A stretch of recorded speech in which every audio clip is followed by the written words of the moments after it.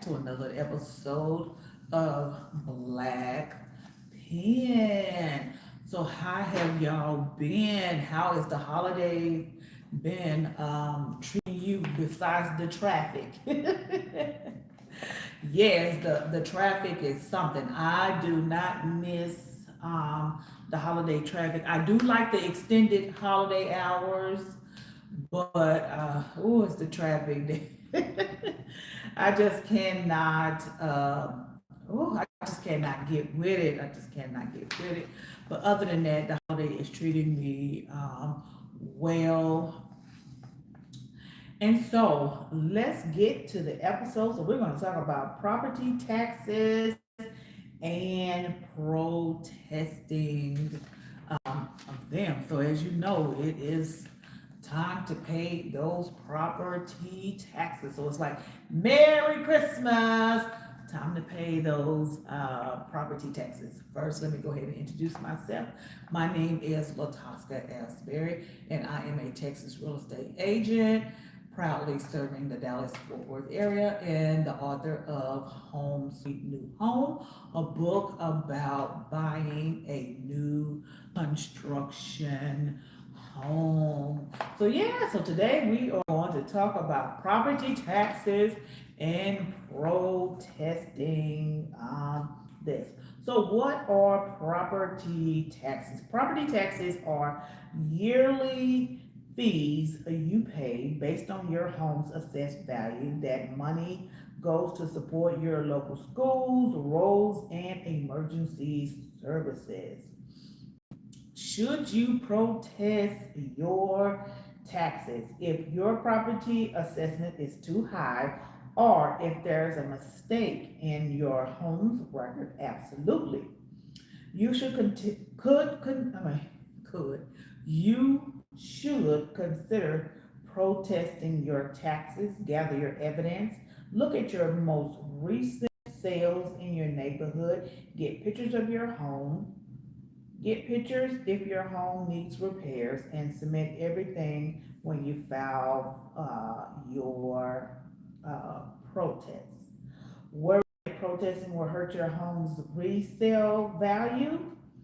Don't be. Protesting for a fair tax assessment doesn't decrease your home actual market value. In fact, it could benefit future homeowners since their taxes starts lower.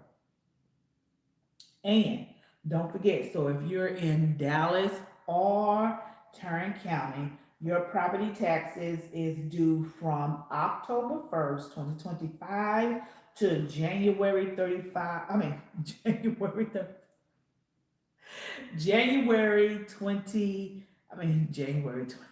January 31st. Let me say that all over again.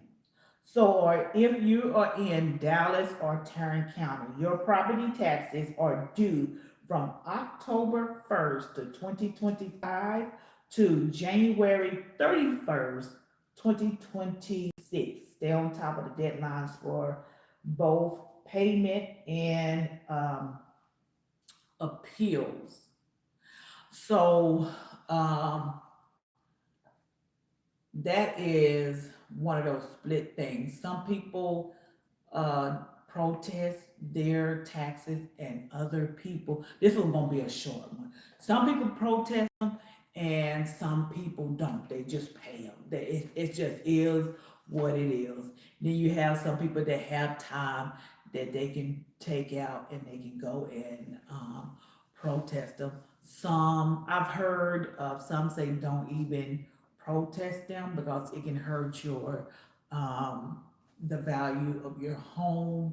Um, that one is just like wham, wham, wham. So you can either protest them or you can just pay whatever they say it is for you to pay. And if you're in the Tarrant County or the Dallas County area, the last day to pay for your property tax is January 31st, 2026. So you still have some time, but don't go spend all that Christmas money and those property taxes are due. And if you need assistance with your property taxes, reach out to the what I know for the Tarrant County side is called Tarrant County Appraisal District. Reach out to them and see if they offer a payment plan.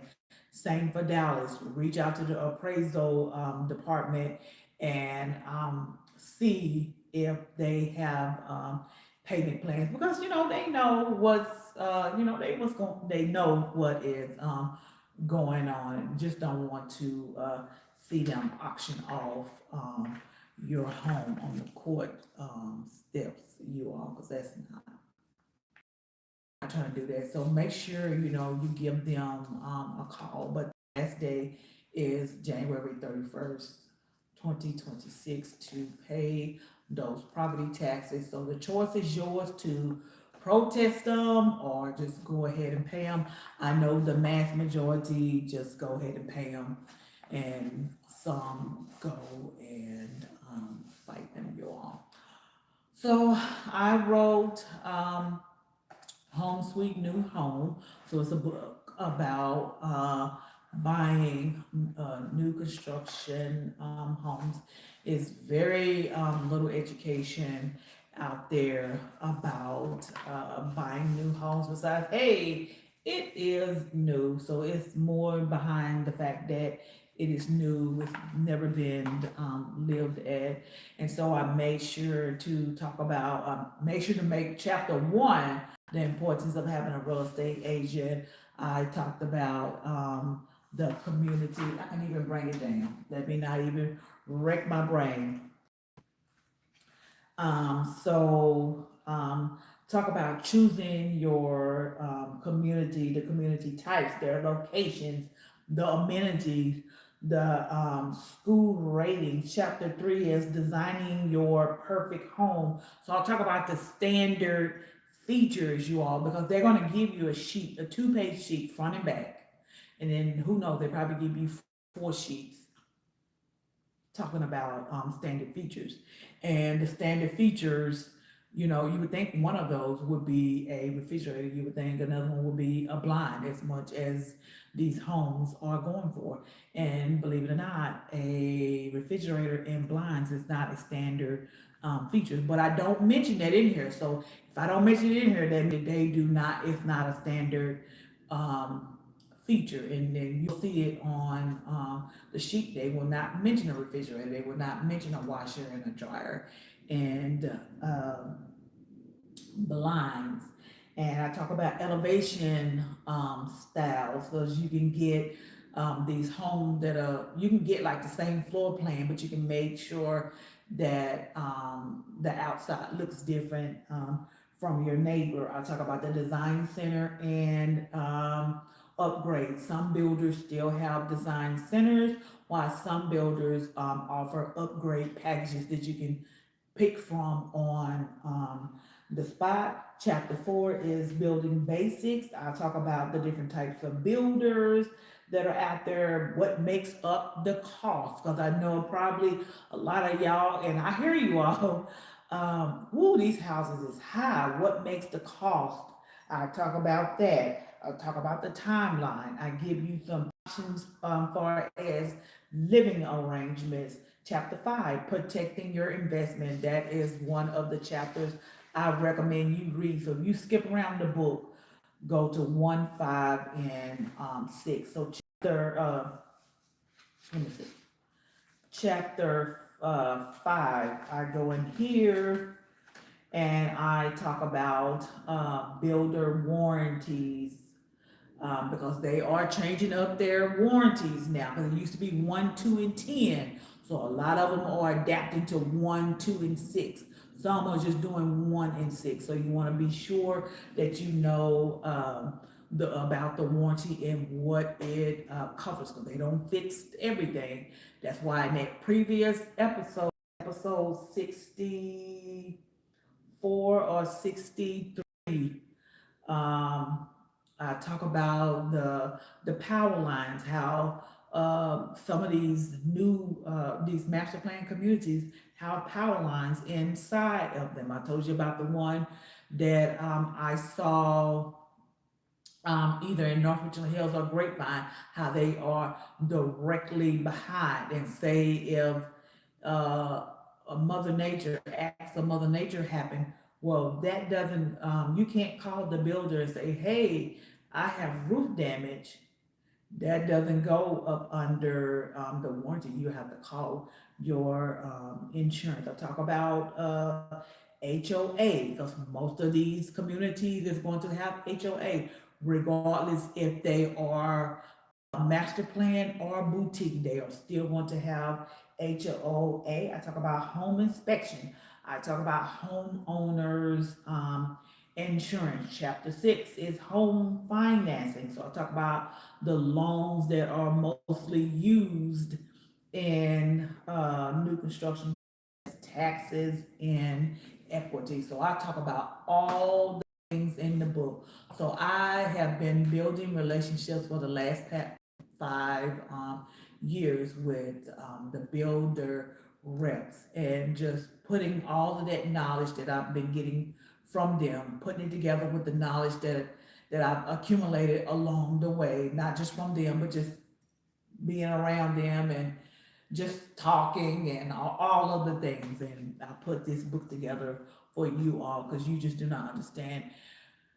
Um, it's production. This is a job. It's a job for them, and they're on production just like you're on production. And a lot of them have very little time to like educate you. They can just tell you about the floor plan. The floor plan, how many bedrooms it has, um, the paint, the cabinets. The countertops. Hey, here are the upgrade packages right here. But a lot of them have very little time to like educate you on buying a new construction home. So this is why I created this book. I did the podcast so that I can give you all the education that you need. Because even if you don't use me, even though I want you to use me, but if you do not use me, I still want you to have the education when you do choose a real estate agent and you all go up there, you can have the education in hand. So therefore, you won't just solely believe your real estate agent or solely believe the builder rep. You'll have some type of knowledge when you go in there, because I've heard the stories. And I heard the stories from buyers, and I also heard the stories from my realtor friends. They even say that, yeah, some of the builders reps say, no, you don't need a realtor. We are a one-stop shop. And then once they say that they are one-stop shop, okay, and then your home falls apart and you're on social media and the news talking about XYZ. Well, the builder contract simply says that you can't sue them. We can go to mediation or arbitration, but I mean, I don't know what all that solves. But there are quality builders out here, you all. Don't let the people steer you into, oh, they just throw them houses up. Yeah, they're talking about certain types of builders, and I know who y'all talking about, but those are not the only builders that are out there, and they don't represent the whole entire new construction industry, you all. So that's why I'm out here building the relationships with as many building reps as possible, because I want us to have a smooth transaction, you all. Well, all right. And this book is sold on Amazon and online retailers where books are sold. I cannot wait to see you in the next episode. Bye bye.